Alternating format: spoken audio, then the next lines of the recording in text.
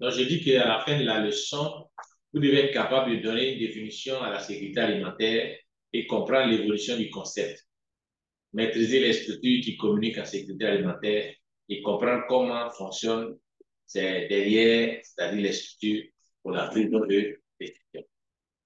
Le cours va s'articuler autour de trois points. D'abord, on va la définition et concept de la sécurité alimentaire, fondement de la sécurité alimentaire et quelques organismes qui communiquent sur la sécurité alimentaire. Et ces 3 points seront précédés d'une introduction et vont s'achever éventuellement par une conclusion.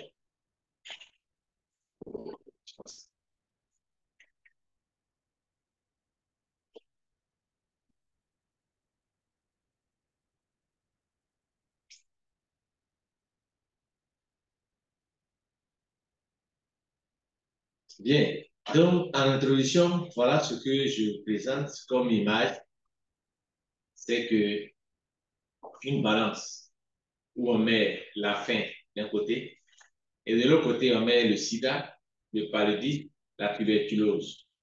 Mais la faim est donc plus que les 3 pandémies ensemble. Vous dit quoi? Chaque année, la faim tue plus de personnes que ces 3 pandémies réunies. Sida, paludisme, tuberculose. Les 3 sont les maladies chroniques qui tuent. Mais la faim tue plus que ces 3 maladies en une année.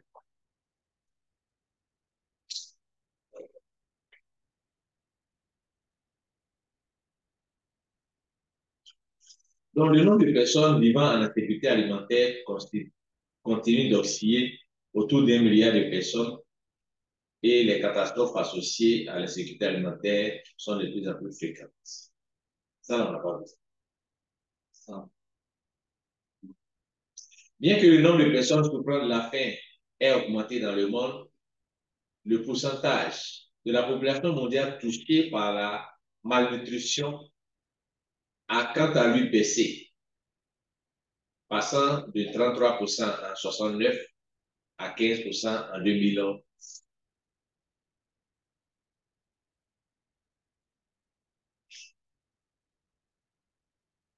Les 1000 premiers jours de la vie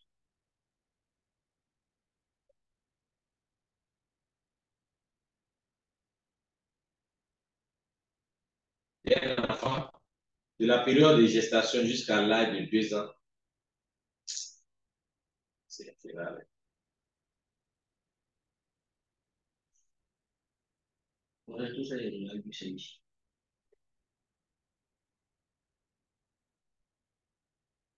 Constitue une période critique pour lutter contre la malnutrition. Une bonne alimentation pendant cette période les protège contre les retards de croissance mentale et physique liés à la malnutrition. Donc, atteindre la sécurité alimentaire à 50% est le premier objectif des objectifs du millénaire pour le développement. L'éradication de la faim requiert donc une étroite collaboration, une coordination et des investissements de la part de toutes les parties prenantes. Qu'entendons donc par sécurité alimentaire et quel est son concept? Quels sont alors les différents organismes qui communiquent autour de la question et quels sont leurs rôles? Parce que s'il y a beaucoup d'organismes, il faut définir le rôle de chacun. Définition. Mais avant, j'ai dit que la sécurité alimentaire et la nutrition sont l'affaire de tous. La plateforme à multiples parties prenantes du Comité de sécurité alimentaire mondial permet de définir le concept de tous les points de vue au moment où il faut prendre des décisions concrètes pour passer à l'action et faire face à la crise économique ou à la demande alimentaire croissante qui ont une incidence sur la sécurité alimentaire et la nutrition. C'est ainsi que la déclaration de Rome sur la sécurité alimentaire mondiale, lors du sommet mondial de 1996, à l'initiative de l'ONU, a réaffirmé le droit de chaque être humain d'être à l'abri de la faim et d'avoir accès à la nourriture saine et nutritive.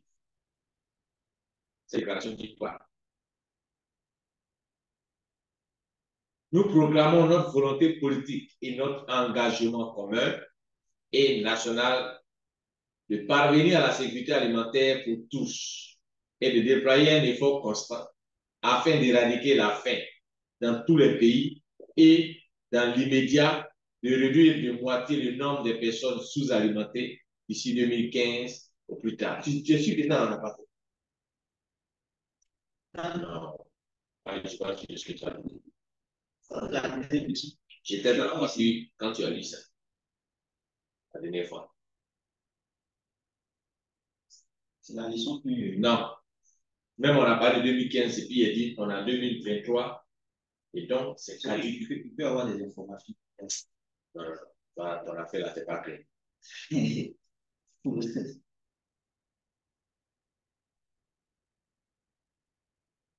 ce que tu as lu là. Pas trop.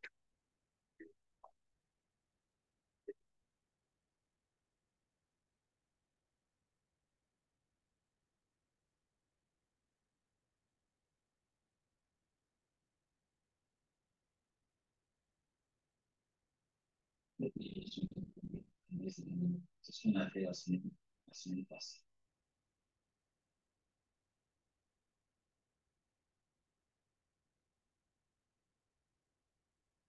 Vous avez dit maintenant le deuxième.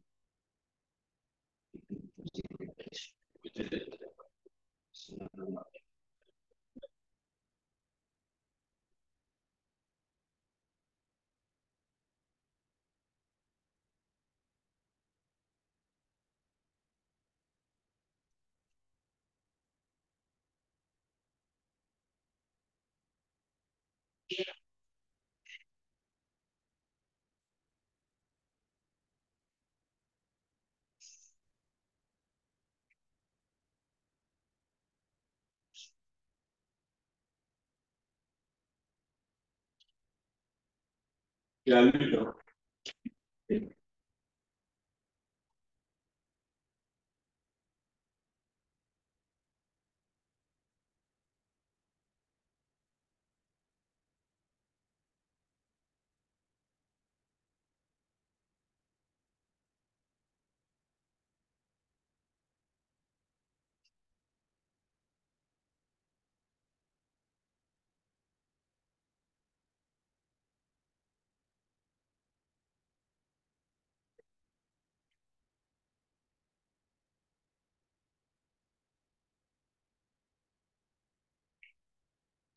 Imagination, ça peut.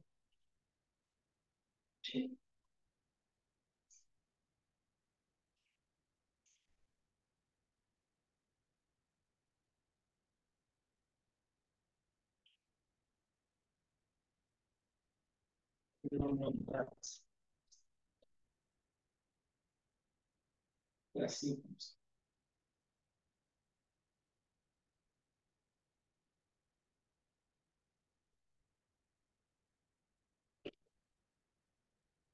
Yeah, OK.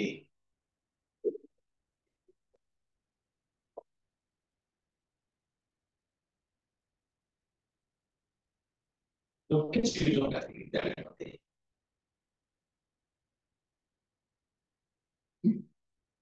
Donc, elle existe lorsque tous les êtres humains ont, à tout moment, la possibilité physique, sociale, économique, non seulement de se procurer une nourriture suffisante, mais saine et nutritive. Cette nourriture doit être quoi? Ça doit permettre de satisfaire les besoins. Et leurs besoins de préférence alimentaire, c'est-à-dire, quand on dit on est autosuffisant, c'est pas parce que j'ai je vais en recueillir mon égaré. Donc, pour que ma préférence puisse trouver. Pour mener quoi, une vie saine et active. Parce que tu peux brûler ton ventre et puis rattacher alors que tu es sous-alimenté. Pour pas faire ce que je parle de. Voilà.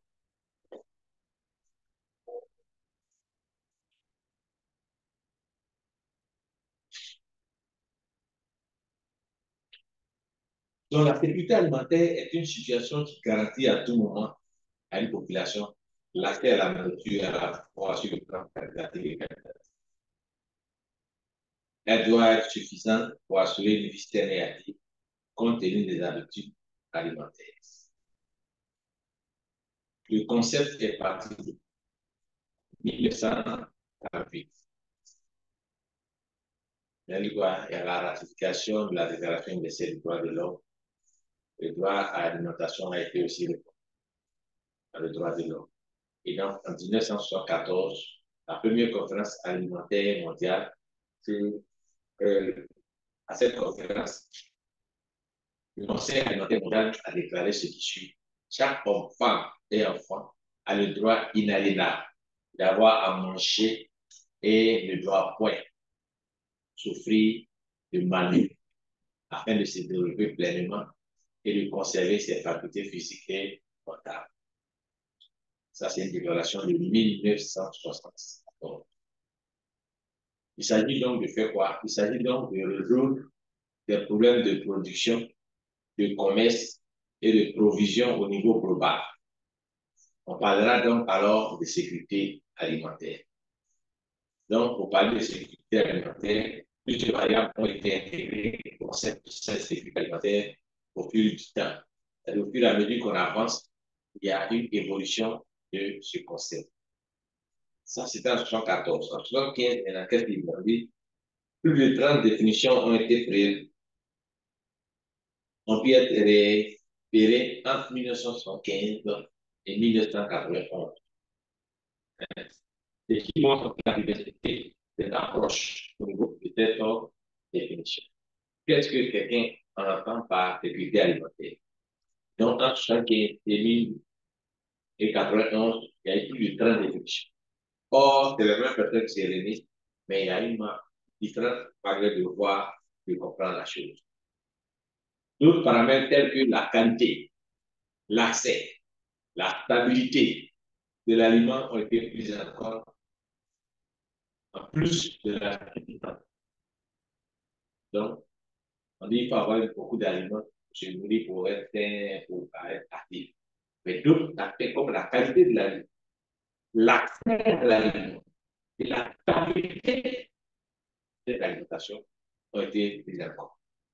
C'est ce qui a amené en 1980 à dire que l'importance de l'accès aux aliments a été de plus en plus reconnue comme étant déterminant clé de la sécurité alimentaire. Il peut avoir de l'aliment à bon valeur, par exemple. S'il n'y a pas de bouffe, il faut aller acheter. S'il n'y a pas de moyen, il faut venir à la ville. Donc, pas ici. L'accès à lui. Il peut avoir de l'aliment à jamais. Tu as compris ici, tu n'as pas l'argent pour aller payer. Comment tu vas te suffire de façon alimentaire? L'accès à l'aliment est lié non seulement au fait de partir faire, au fait de pouvoir l'achat.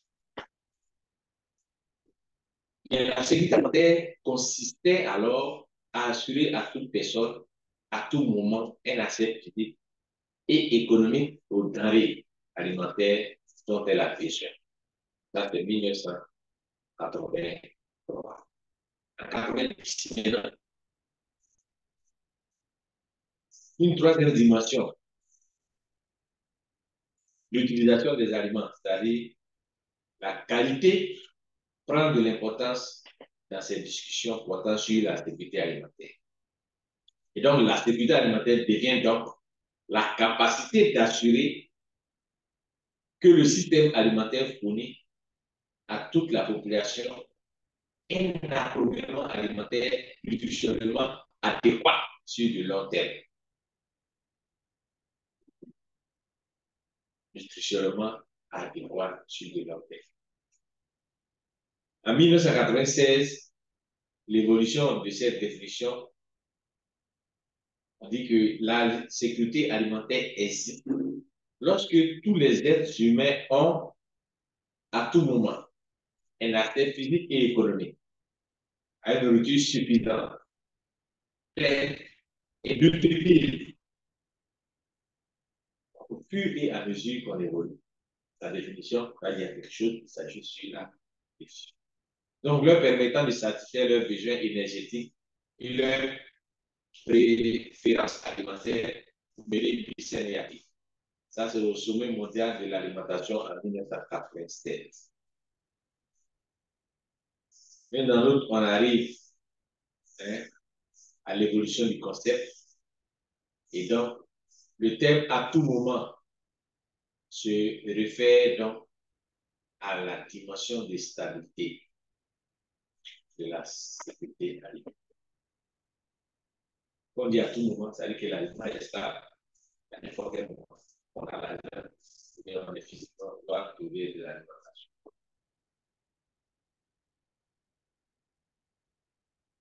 Donc, actuellement, comment est-ce que je conçois cette notion? Donc, la sécurité alimentaire, il y a stabilité de l'aliment qui est garantie, quantité suffisante, qualité adéquate, et puis accès à tout le monde. Donc, voilà la conception actuelle de la sécurité alimentaire.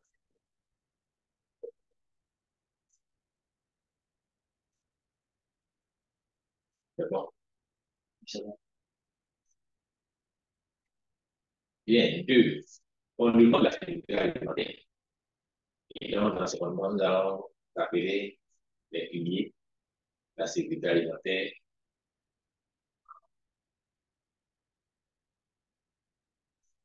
Dans ces piliers, on a parlé tout à l'heure, on a dit quantité suffisante, utilisation rationnelle des aliments, accès à tout moment, on a parlé de la stabilité dans le temps. Donc, quand on parle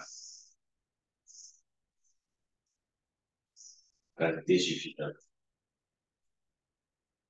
quantité suffisante fait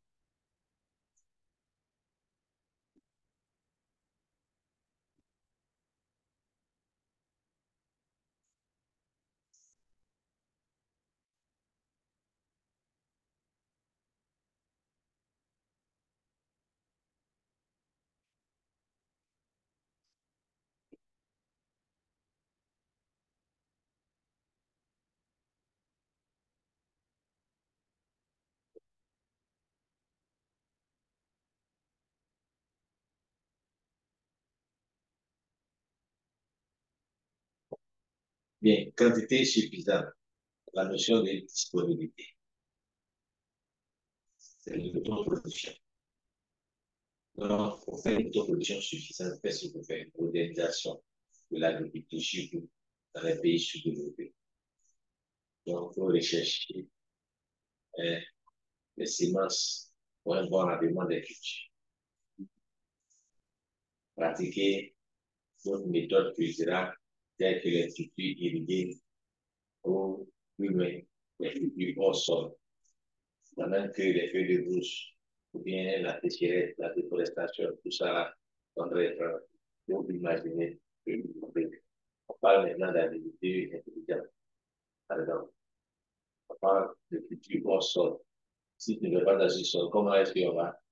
Ils vont venir te dire que la déforestation a couvert le sol. Si tu fais ça en culture irriguée, pourquoi dire donc qu'il n'y a pas de pluie, c'est pourquoi il n'y a pas eu de production? En Israël, ils sont goutte à goutte et ils produisent de la tomate plus que tous.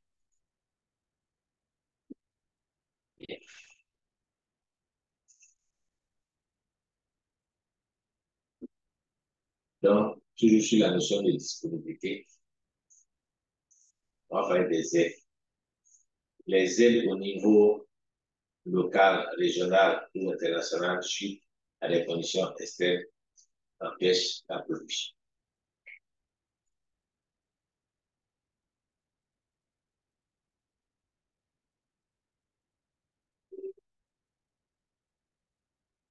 Si les conditions sont extrêmes et que nous sommes appelés toujours à attendre l'arrêt, ne pas produire. L'utilisation de la utilisation par la personne. Quantité utilisée pour être satisfait. Comment les plats sont faits et comment les aliments sont conservés. Au niveau des organismes, on a mode de digestion, éléments nutritionnels apportés au corps. C'est-à-dire que si les aliments doivent être utilisés par les personnes, il faut voir la quantité utilisée pour être satisfait. Comment est-ce que les plats sont faits, comment est-ce qu'on les conserve et tout ça, que ça soit encore naturel, que ça ne soit pas infecté, que ça puisse demeurer des choses qui sont saines. Si c'est les organismes qui en font la cuisson, bien les préparations, tout ce qu'on peut au supermarché là, il faut voir est-ce que ça fait, ça donne un mode de digestion, est-ce que les éléments nutritionnels apportés au corps, il faut toujours, est-ce qu'ils n'ont pas ajouté des choses au point d'où c'est du curatif seul.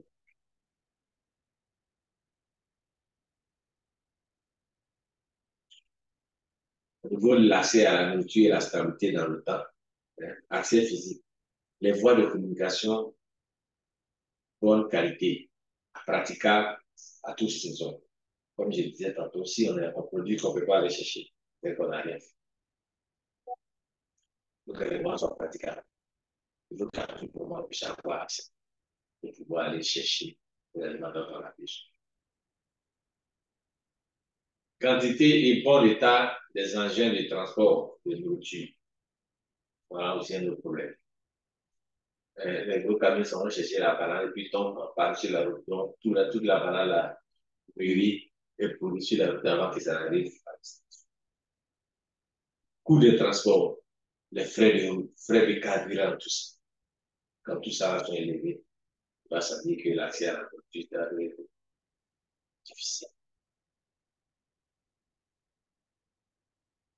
Et à côté de l'aspect physique, il y a l'aspect économique.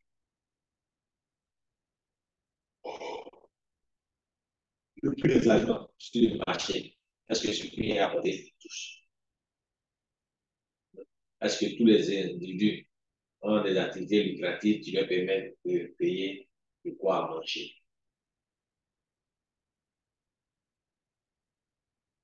La stabilité de la nourriture. On va parler de la stabilité sociopolitique. L'environnement sociopolitique paisible, ça permet à tout le monde d'avoir. Quand on est en guerre, il n'y a pas quelqu'un qui a payé des bouts d'attiqués à 1000 francs, à 5000 ici. Volonté politique assurer une amélioration des conditions de production. La stabilité climatique. Adapter les cultures au changement climatique actuel. Avoir d'autres méthodes culturelles indépendantes du climat naturel. C'est ce qui est dit précédemment par rapport aux cultures au sol, aux cultures par irrigation. Puisqu'on ne maîtrise plus les saisons sèches, les saisons cultures, il faut prévoir des cultures qui ne dépendent pas.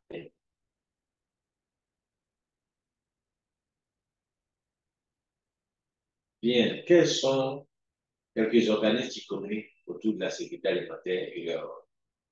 Normalement, on va voir les organismes d'abord, et puis après, on va voir leur. Ils sont beaucoup nombreux. Le comité de sécurité alimentaire, CSA, créé en 1974. Organisme intergouvernemental qui sert d'exécutif pour l'examen et le suivi des politiques relatives à la sécurité alimentaire. En 2009, un processus de réforme a été lancé en sorcière afin de permettre à d'autres parties prenantes de passer aux débats mondiaux sur la sécurité alimentaire et la nutrition.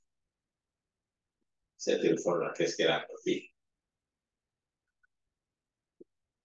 Donc, le CSA réformé vise à être la plateforme internationale et intergouvernementale où tous les partis prenants œuvrent collectivement et de façon coordonnée la sécurité alimentaire et une meilleure nutrition pour tous. La réforme devait lui permettre d'intervenir sur les crises à court terme, mais également sur les questions structurelles à long terme. C'est-à-dire que s'il y a une crise au niveau alimentaire quelque part, il s'intervient. Et puis, comment est-ce qu'il faut structurer pour qu'il n'y ait point de crise alimentaire? Donc, ça, c'est à long terme. C'était aussi l'heure. Qui peut faire partie de ce groupe? Donc, le CSA est composé de membres, de participants et d'organisateurs. Tous les États membres de l'Organisation de l'alimentation et de l'agriculture, la FAO, du Fonds international de développement agricole, FIDA, ou du Programme alimentaire mondial, PAP, peuvent être membres du Comité de sécurité alimentaire.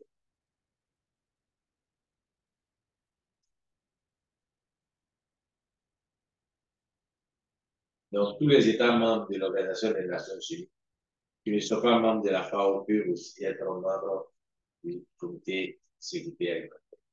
Les États membres sont invités à participer aux sessions au plus haut niveau possible. Les partisans du comité peuvent être des représentants d'institutions ou d'organes du système des Nations Unies. Il peut y avoir des organisations de la société civile ou des organisations non gouvernementales et de leur réseau. Il peut y avoir des systèmes internationaux de recherche agricole. Il peut y avoir des institutions financières internationales ou régionales. Il peut y avoir des représentants d'associations du secteur privé. Donc, toutes ces personnes-là, ces catégories de personnes peuvent appartenir au CS. Un deuxième groupe, c'est le groupe d'experts de haut niveau sur la sécurité alimentaire et la nutrition en anglais, HLP, High Level Panel of Experts. Donc, HLPE, ça c'est l'abréviation en anglais. Le groupe d'experts de haut niveau sur la sécurité alimentaire et la nutrition en anglais, High Level Panel of Experts, HLPE, créé en 2009. En tant qu'élément essentiel de la réforme CSA pour fournir des analyses et des avis scientifiques indépendants. Eux là, on dit experts de haut niveau. Ils s'y connaissent dans la matière. Donc, ils réfléchissent et ils fournissent les résultats des conclusions. C'est un groupe scientifique et d'analyse et qui donne les orientations pour que le groupe puisse fonctionner. Le rapport du groupe d'experts de haut niveau sont élaborés à la demande du comité scientifique, du comité de sécurité alimentaire. Et leurs conclusions et recommandations servent de base au débat. C'est ça. Et c'est sur la base de ce qu'ils proposent que les autres là font les débats pour orienter la suite.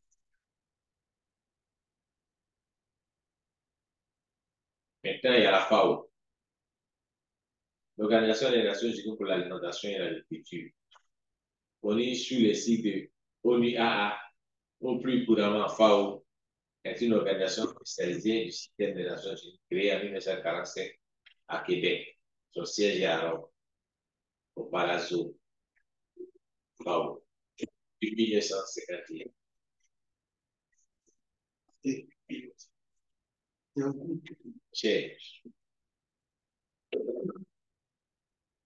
Donc, depuis le 15 juin 1913, la FAO compte 197 membres, avec 194 pays membres.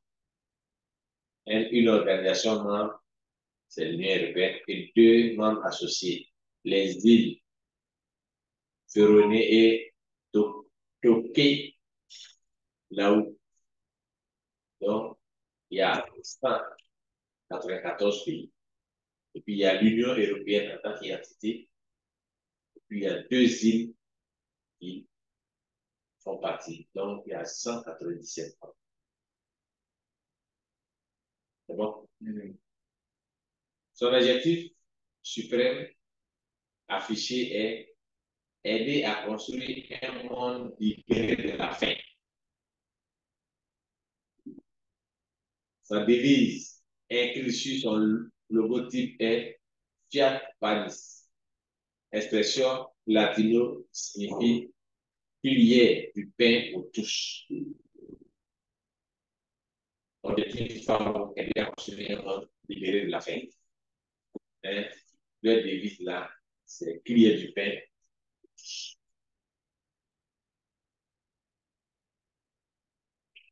Bien, la FAO, pour aider les pays depuis le 1er juillet 2010, gratuitement,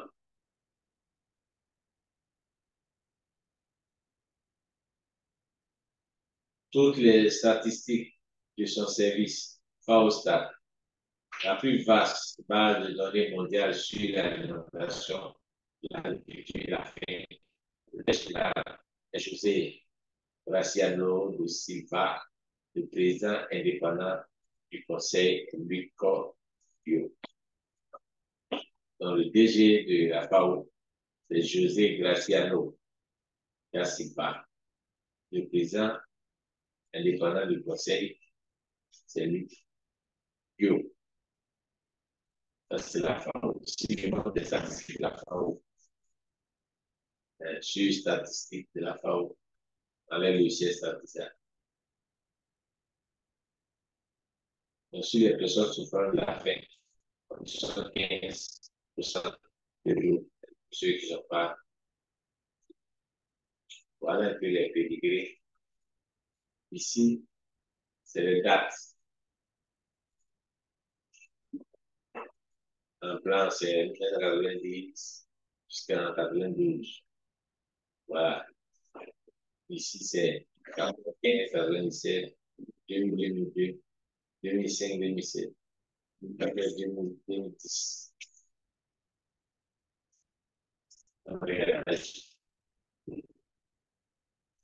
Afrique subsaharienne,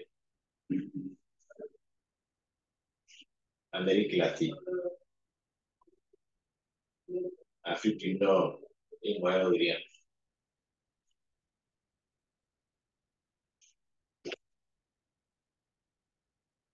Vas-y. Programme alimentaire mondial, PAM.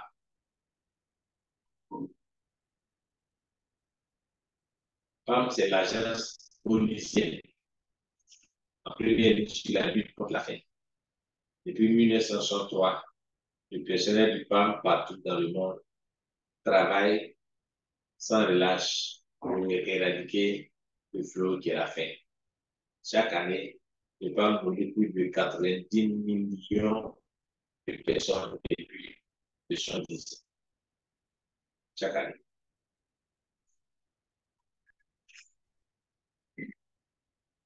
Ainsi, les 10 pays où la situation alimentaire évolue dangereusement. Voilà l'échelle qui apparaît ici.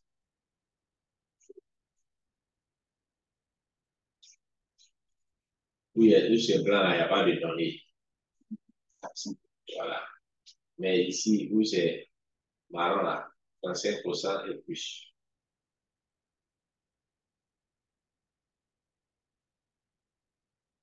Le 20 à 35, le 5 à 19.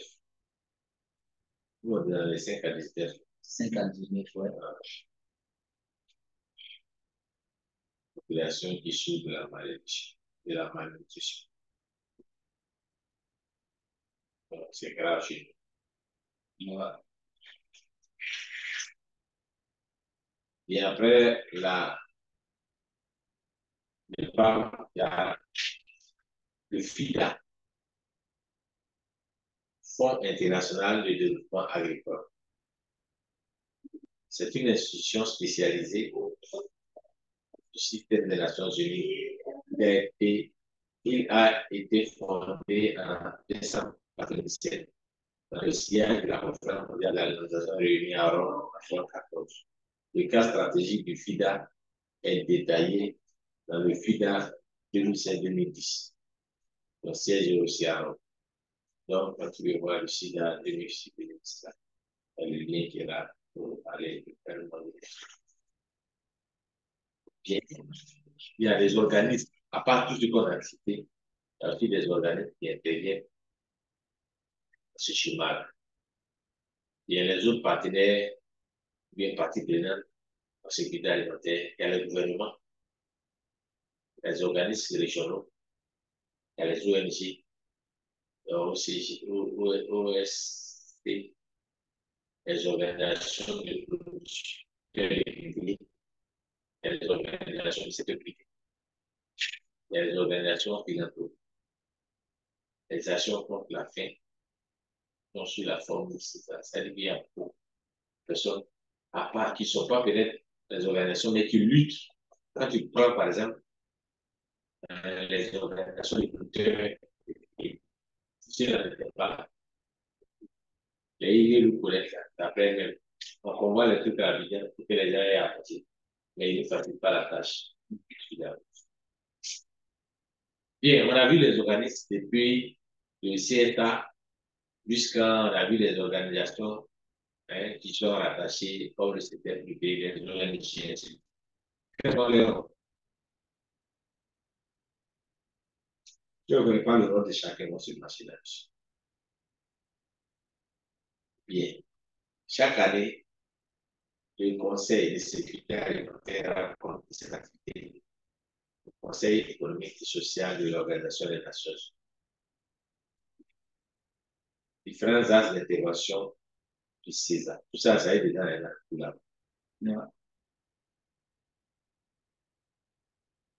Bien, offrir une plateforme de débat et de coordination. Renforcer la collaboration entre les gouvernements et les organismes. Les organisations régionales internationales, les ONG, les organisations de producteurs, tout ça. Les différents axes d'intervention du CESA toujours. Les organisations du secteur privé et les organisations philanthropiques et d'autres parties prenantes concernées en fonction du contexte et des besoins spécifiques de chaque. Dans la coordination à l'échelle mondiale. Convergence des politiques. Qu'est-ce que le Conseil de sécurité alimentaire fait? Il favorise une, une plus grande convergence des politiques grâce à l'élaboration de stratégies internationales sur la sécurité alimentaire et la nutrition. Sur la base des opinions des différents partis prenants, par rapport à ce que chacun dit, et élabore une politique pour favoriser une plus grande convergence des politiques. C'est-à-dire créer des situations pour qu'on puisse ensemble, comment on appelle ça, travailler en synergie pour éradiquer la faim.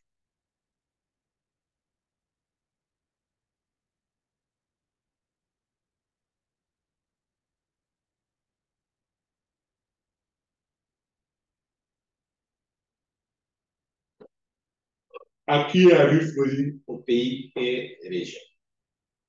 Faciliter l'appui et ou l'émission d'avis concernant l'élaboration, la mise en œuvre, le suivi et l'évaluation des plans d'action faisant l'objet d'une prise en charge nationale et régionale pour l'élimination de la faim, l'exploration et la sécurité alimentaire, fondée sur les principes de la participation, de la transparence et de l'obligation de rendre compte.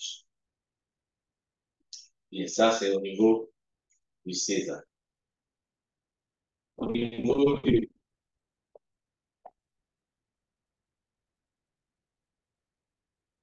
du groupe d'experts de haut niveau, ils vont faire quoi? Définir dans le document relatif à la réforme du CESA. Ils vont faire quoi? Ils vont fournir une analyse scientifique fondée sur les connaissances et émettre des avis sur les questions précises contenant les politiques, en mettant à profit les recherches, les données et les études techniques dont ils disposent déjà. Ils vont faire quoi encore? Ils vont évaluer et analyser l'état actuel de la sécurité alimentaire et de la nutrition et ses causes profondes. Parce que quand on connaît la cause, on peut trouver des solutions. Ils vont recenser les problèmes d'apparition récente et aider les membres à établir un ordre de priorité pour les actions futures. Parce que si ce n'est pas exploité par priorité, on risque de casser la tête. Et les questions thématiques essentielles vont mobiliser l'attention des uns et des autres. Après ça, il y a la FAO. La FAO couvre 4 grands domaines. Voilà. La collecte, analyse et diffusion de l'information agricole. Conseil au gouvernement en matière de politique et de planification. Assistance technique au pays en développement dans la mise en œuvre des projets. Tribune neutre au sein de laquelle tous les pays se réunissent pour négocier des accords et débattre des politiques agricoles. C'est la 4 grandes missions de la FAO. Donc, la FAO s'engage à faire quoi? À améliorer l'état nutritionnel et les conditions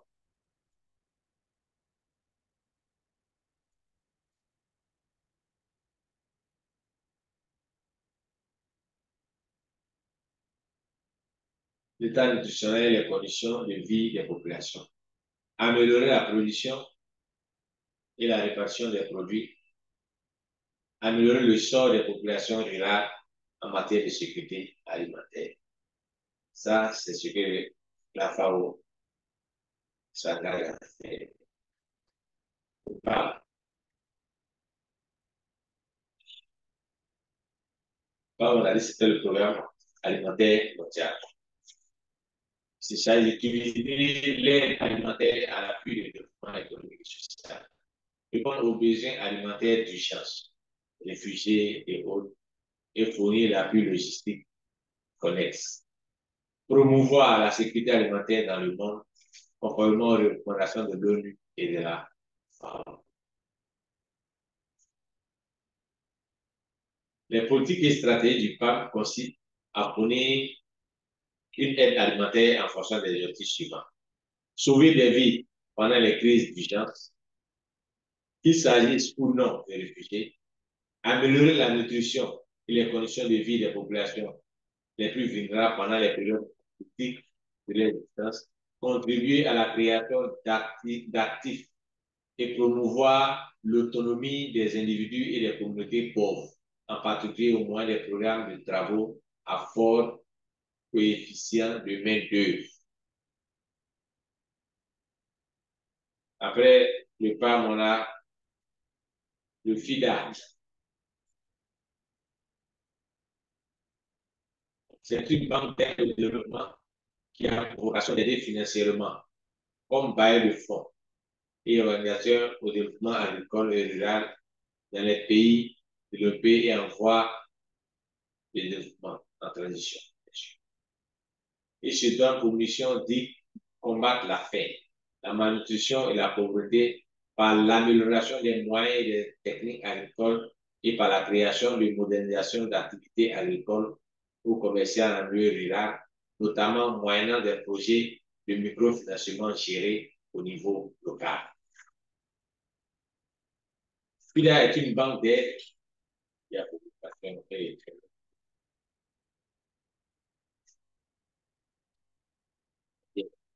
et donc, il va faire quoi? Éradiquer la pauvreté dans les zones rurales du pays, les acteurs, les ONG, les acteurs, l'agent de l'ONU. Vérifier que les populations rurales pauvres ont accès aux ressources naturelles de leur vie, terre, eau, etc. Vérifier que les populations rurales ont une meilleure gestion des ressources naturelles grâce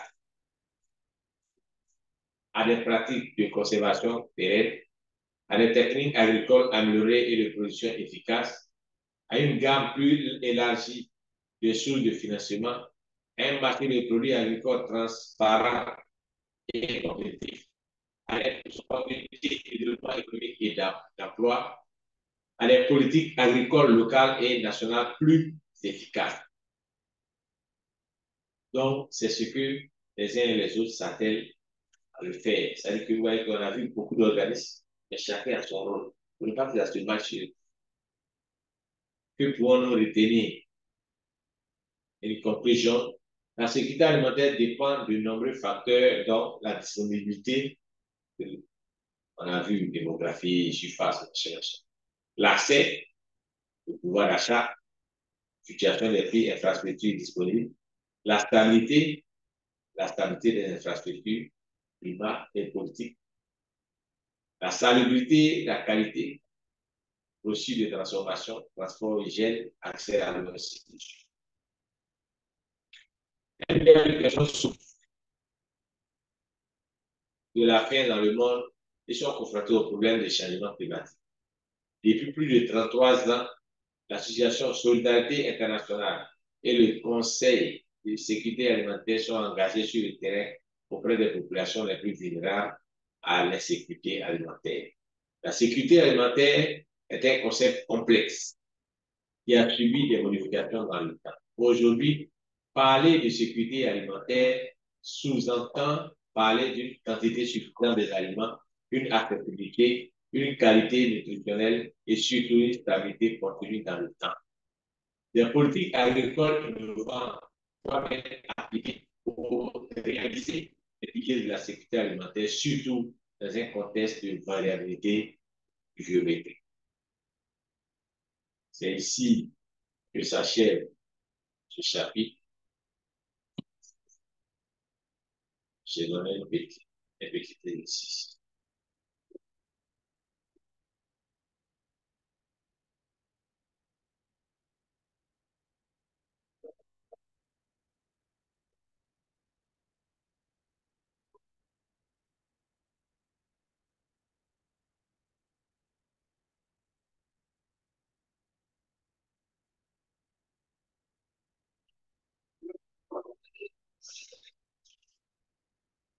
Ah, vous faites les activités là, sur la plateforme là.